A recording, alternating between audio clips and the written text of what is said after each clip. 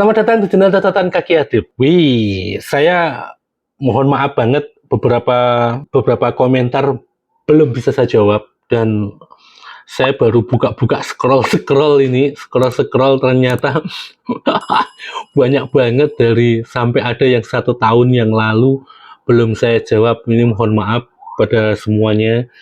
Emang kalau lagi keluar penyakit mager dan nggak mood itu kadang ya kurang begitu maksimal mau ngapa-ngapain, dan sekarang saya akan jawab lagi-lagi poin yang paling banyak yang saya lihat dari tadi pagi, dari semalam saya pas di perjalanan saya sambil scroll sambil ngantuk-ngantuk saya lihat-lihat, wah ini ternyata banyak ini yang harus saya jawab ini. Nah, saya dari satu persatu, ada beberapa yang sudah saya jawab di video sebelumnya. Bisa dicek di sini, di atas sini ya, di sini ya. Nah, itu yang kali ini saya akan menjawab masalah perbedaan antara PPAT notaris dan PPAT sementara. Sudah lama banget saya harus update ini ke teman-teman notaris ini. Yang mau saya tanyakan tadi adalah siapa yang masih memakai PPAT sementara? Silakan komentar. Dan siapa yang sudah memakai PPAT notaris? Silakan komentar juga di bawah. Ayo monggo, silakan komentar. Jadi pertanyaannya adalah aman manakah? Dan perbedaannya apa? Saya jawab langsung bahwa aman semua. Insya Allah yang sudah menjadi atau yang sudah diamanai menjadi PPAT, baik itu notaris maupun itu sementara, itu aman semua. Dan insya Allah amanah semua. Mengenai nanti apakah ini bisa menjadi lahan penipuan atau apa, saya rasa enggak. Beliau-beliau itu semua orang baik, beliau-beliau menjalankan tugasnya secara profesional, sehingga tidak ada yang perlu dikhawatirkan bahwa beliau adalah penipu atau beliau adalah orang yang akan menjerumuskan. Walaupun benar beredar isu atau kejadian mafia tanah itu adalah melibatkan dari dua instansi ini atau dua ya melalui beliau-beliau, tapi kan itu kan bukan profesionalismenya atau bukan instansinya, tapi itu oknumnya ya, ke oknumnya. Sehingga saya akan mewakili beliau-beliau mengatakan bahwa jangan pernah takut ketika transaksi itu harus melalui PPAT.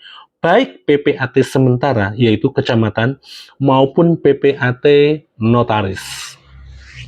Nah, perbedaannya di sini adalah yang pertama yaitu PPAT sementara. PPAT sementara itu dilakukan oleh kecamatan. Beliau yang akan melakukan atau beliau yang akan membuatkan akte jual beli ketika ada warganya yang melakukan jual beli dan tidak menghadiri atau tidak datang ke PPAT notaris.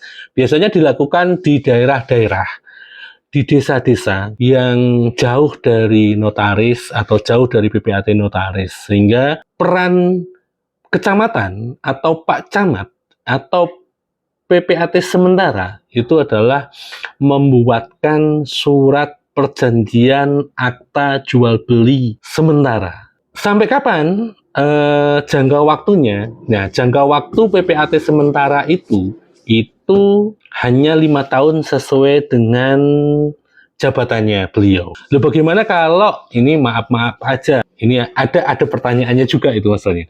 Bagaimana kalau beliau kena OOT atau amit-amit meninggal dunia sebelum jabatan selesai? Kan di situ ada stafnya, ada PLT-nya, ya. Jadi pemahaman saya hanya sebatas itu ketika ditanyain perbedaan tentang PPAT sementara dan PPAT notaris.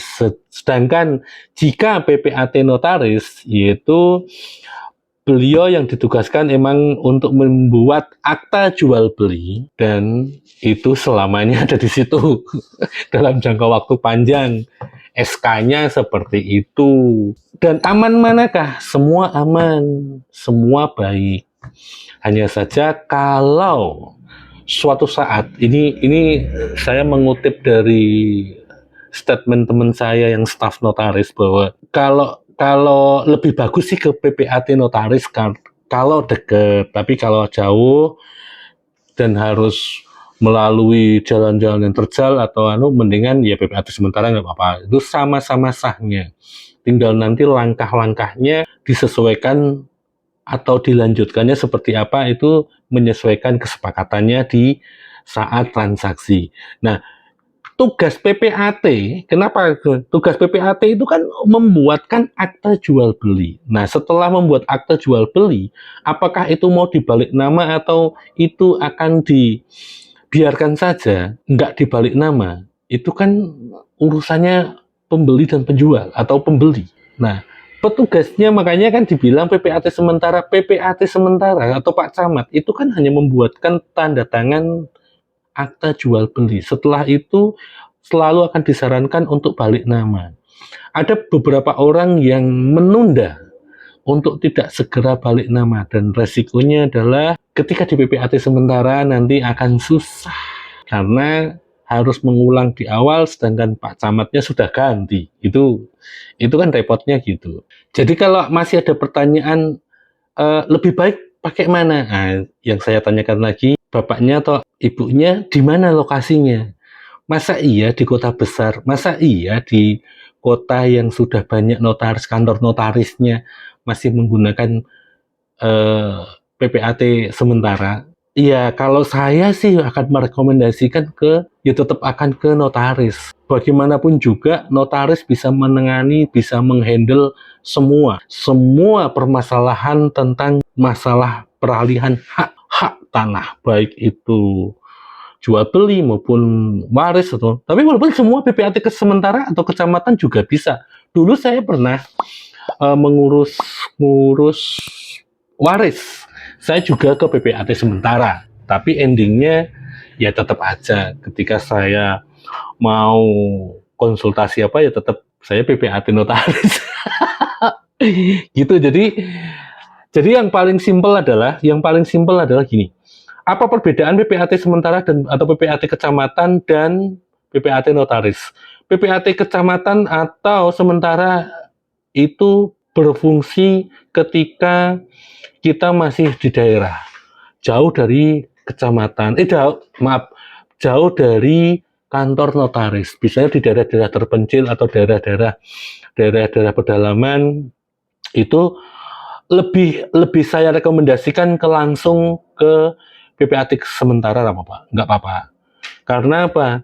PPAT sementara itu sudah bisa mewakili dan mengesahkan untuk peralihan hak sebuah tanah.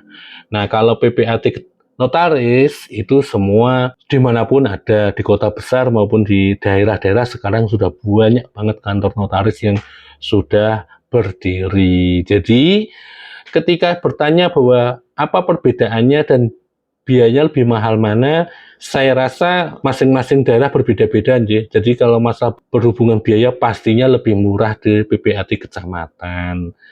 Karena kecamatan kan visi misinya kan melayani. Apakah lebih rekomendasi mana? Saya merekomendasikan semuanya, dua-duanya. Untuk akta jual beli tanah ya harus ke PPAT, baik notaris maupun PPAT sementara. Itu akan lebih aman. Nah, kalau apakah itu bisa digunakan atau bisa ketika ini ada juga pertanyaan yang menurut saya sangat lucu, bahwa ketika saya mau bangun perumahan apakah bisa digunakan di PPAT sementara. Nah, itu mohon yang bertanya belajar lagi PPAT sementara hanya untuk menangani masalah jual beli akta yang kecil. Kalau saya mengatakan yang kecil, kalau untuk yang versi besar tetap notaris. Dan yang bertanya, mohon maaf, ilmunya mungkin lebih lebih besar yang tanya daripada saya. Jadi jadi jadi seperti itu, nggih.